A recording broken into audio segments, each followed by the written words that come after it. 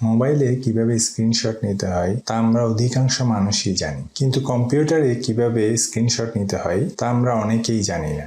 যারা কম্পিউটারে স্ক্রিনশট নিতে জানেন না অথবা আগে জানতেন কিন্তু এখন ভুলে গিয়েছেন, এই ভিডিওটি তাদের জন্য। কম্পিউটারে স্ক্রিনশট অনেকভাবেই নেওয়া যায়, তার প্রায় সবগুলো পদ্ধতি নিয়েই আজ আমরা আলোচনা করব। তার মধ্য থেকে আপনি যেই কোনো পদ্ধতি বেছে নিতে পারেন, তাই ভিডিওটি স্কিপ না করে শেষ পর্যন্ত দেখবেন, তাহলেই কম্পিউটারে স্ক্রিনশট নিয়ে আর কোনো ধরনের প্রশ্ন আপনার থাকবে না। চলুন তাহলে কম্পিউটার স্ক্রিনে যাওয়া যাক। এখন আমরা কম্পিউটার স্ক্রিনে আসলাম।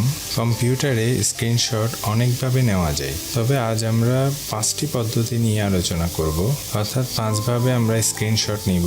5টি পদ্ধতির মধ্যে আপনাদের যেই পদ্ধতিতে স্ক্রিনশট নিতে ভালো লাগে আপনারা সেই পদ্ধতিটি অ্যাপ্লাই করবেন। চলুন তাহলে শুরু করা যাক। প্রথম পদ্ধতিটি হচ্ছে ডেস্কটপের ক্ষেত্রে উইন্ডোজ কি এবং প্রিন্ট স্ক্রিন এই দুইটি বাটন প্রেস করলেই আপনার স্ক্রিনশট হয়ে যাবে। আপনাদের সুবিধার জন্য আমি কম্পিউটার স্ক্রিনে কিবোর্ডের বাটন দুটি দেখিয়ে দিয়েছি। আর ল্যাপটপের ক্ষেত্রে অল্টারনেট কি এবং প্রিন্ট স্ক্রিন এই দুইটি একসাথে প্রেস করলে আপনার স্ক্রিনশট হয়ে যাবে। তো আমি প্রথমে আমার চ্যানেলের ভিডিওতে গেলাম, যেখানে ইমেল কিভাবে খুলতে হয় এবং ইমেল কিভাবে ব্যবহার করতে হয়, অথবা ইমেলের সিসি বিসিসি বলতে কি বোঝায়, এরকম কিছু ভিডিও স্ক্রিনে আসলাম।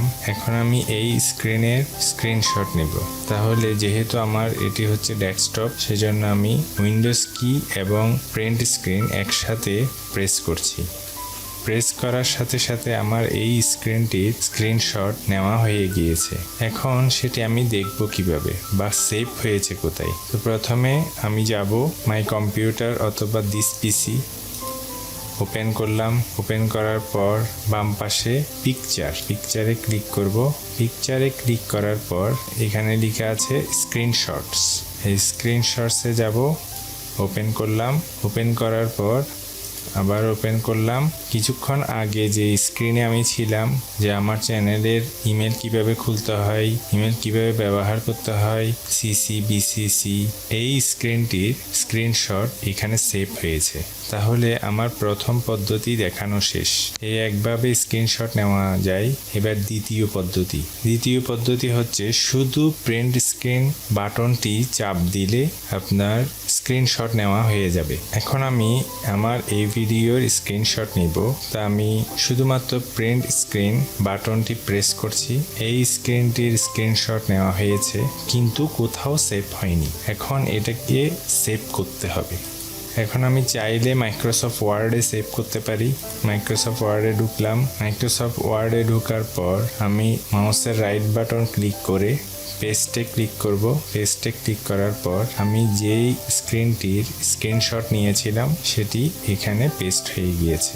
অথবা এটিকে আমি আবার ডিলিট করে দিচ্ছি। এটিকে সিলেক্ট করে ব্যাকস্পেস কিতে প্রেস করলে এটি ডিলিট হয়ে যাবে। তো ডিলিট হয়ে গেল। কন্ট্রোল ভি দিয়ে পেস্ট করলেও পেস্ট হয়ে যাবে। অর্থাৎ আপনি রাইট বাটন ক্লিক করে পেস্টে ক্লিক করলেও হবে, অথবা আপনি কন্ট্রোল ভি দিয়ে পেস্ট করতে পারবেন। আপনি চাইলে এটি মাইক্রোসফট ওয়ার্ড ছাড়াও মেসেঞ্জারেও পেস্ট করতে পারবেন। আপনি চাইলে ফটোশপেও পেস্ট করতে পারবেন। যেখানে ইচ্ছা সেখানে পেস্ট করতে পারবেন। এটা গেল 2 নাম্বার পদ্ধতি। এবার আমরা শিখব 3 নাম্বার পদ্ধতি। এবার আমি ভিডিওতে আসলাম। উইন্ডোজ কি, শিফট এবং এস একসাথে প্রেস করলাম। প্রেস করার পর আমার মাউসটি প্লাস চিহ্ন হয়ে গিয়েছে। এখন আমি এটি লেফট বাটন ক্লিক করে ড্র্যাগ করব। আমি স্ক্রিনশট যতটুকু নিতে চাই ততটুকু নিতে পারবো। আমি চাইলে পুরো স্ক্রিনশটও নিতে পারবো, আমি চাইলে ছোট স্ক্রিনশট নিতে পারবো। তো আমি আমার ভিডিওর স্ক্রিন পর্যন্ত স্ক্রিনশটটি নিচ্ছি। এবার আমি মাউসটি ছেড়ে দিচ্ছি। ছেড়ে দেওয়ার পর যতটুকু আমি নিয়েছি ততটুকু স্ক্রিনশট নেওয়া হয়েছে। সেটি কোথায় সেভ হয়েছে? কোথাও সেভ হয়নি, আমাকে আবারও পেস্ট করতে হবে কোথাও গিয়ে।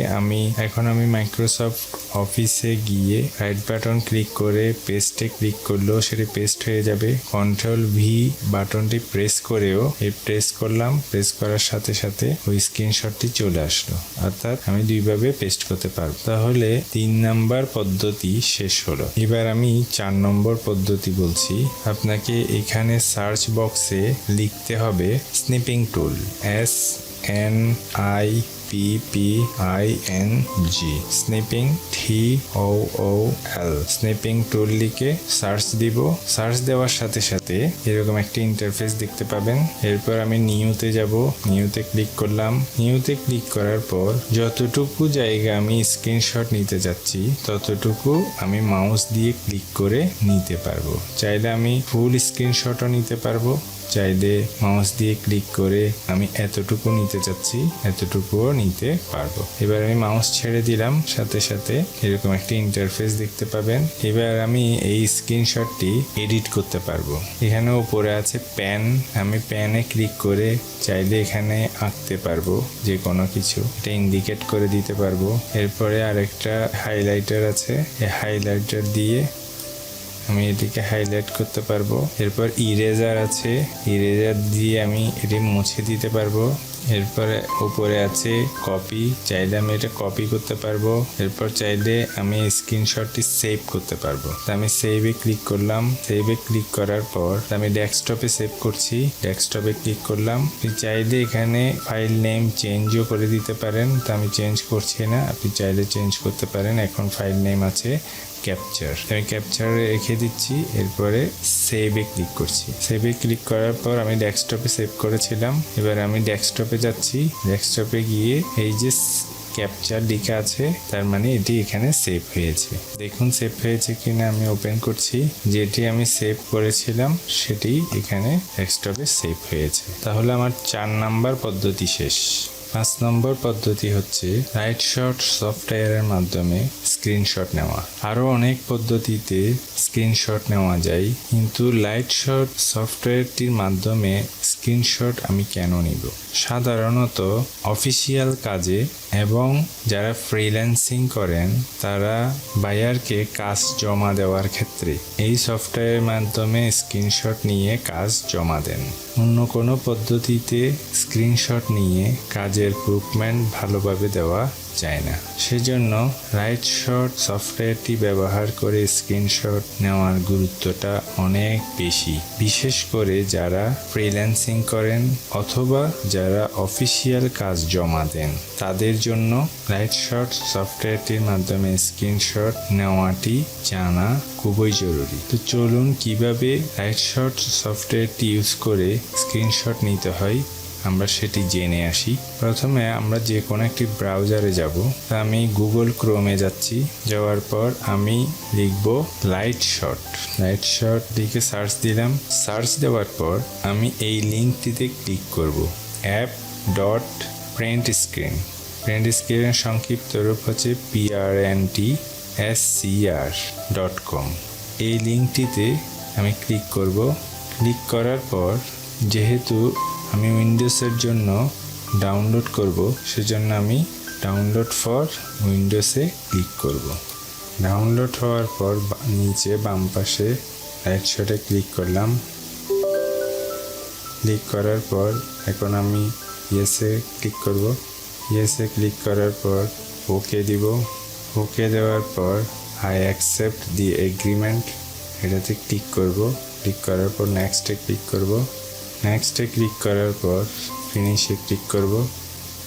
আমি অ্যারো চিহ্নতে ক্লিক করব। পাতার মতো একটি চিহ্ন দেওয়া আছে, আমি এটিতে ক্লিক করব। ক্লিক করার পর এবার আমি মাউস দিয়ে এরিয়া সিলেক্ট করে দিব। ধরলাম আমি এতটুকু পর্যন্ত স্ক্রিনশট নিব, তো আমি এতটুকু সিলেক্ট করে মাউসটি ছেড়ে দিব। ছেড়ে দিলে এতটুকু পর্যন্ত আমার স্ক্রিনশট নেওয়া হয়েছে লাইটশট সফটওয়্যারটির মাধ্যমে। এই স্ক্রিনশটের ভিতরে আমি চাইলে পেন দিয়ে এডিট করতে পারবো। আমি ধরলাম আমার বসকে এটি ইন্ডিকেট করতে হচ্ছে, তখন আমি এইভাবে করে পেন দিয়ে ইন্ডিকেট করে দিতে পারবো যে আমি এই কাজটি করেছি। অথবা আমি চাইলে তীর চিহ্ন দিতে পারবো, এভাবে তীর চিহ্ন দিয়ে আমি দেখিয়ে দিতে পারবো। অথবা চতুর্ভুজ দিয়ে এইভাবে দেখিয়ে দিতে পারবো যে আমি এই কাজটি করেছি। বা টেক্সটে আমি কিছু লিখতে পারবো। অথবা আমি যদি স্ক্রিনশটটি নিতে না চাই তাহলে ক্রস চিহ্নতে ক্লিক করব। অথবা আমি এই স্ক্রিনশটটি সেভ করতে চাচ্ছি, তাহলে এখানে ক্লিক করব। এবার আমি যেখানে সেভ করতে চাই সেখানে সেভ করতে পারবো। তো আমি চাচ্ছি ডেস্কটপে সেভ করতে, আমি ডেস্কটপে ক্লিক করলাম। আমি চাইলে ফাইল নেম চেঞ্জ করে দিতে পারি। আমার এখানে ফাইল নেম আছে স্ক্রিনশট 1, আমি চেঞ্জ করছি না, আমি সেভ দিয়ে দিচ্ছি। তার মানে আমি ডেস্কটপে সেভ করছি।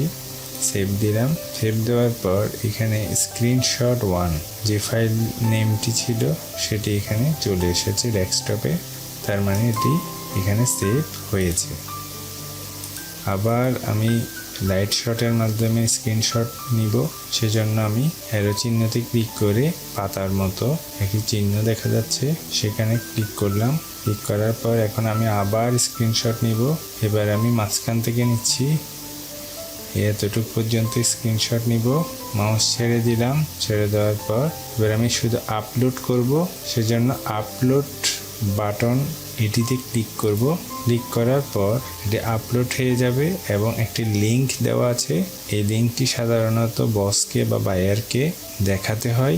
এই লিংকটি আমি কপি করলাম। কপি করার পর আমি বায়ারকে চাইলে সেটি ইমেলে বা মেসেজে বা যে কোনো মাধ্যমে আমি এই লিঙ্কটি দিতে পারি। আবার আমি চাইলে যে কোনো জায়গায় সেটি সেভও করতে পারি। যেমন আমি এখন এখানে পেস্ট করছি লিঙ্কটি, পেস্ট করলাম। এটি চাইলে আমি এভাবে জমা দিতে পারি বায়ারকে, অথবা মেসেজে আমি এই লিঙ্কটি দিতে পারি।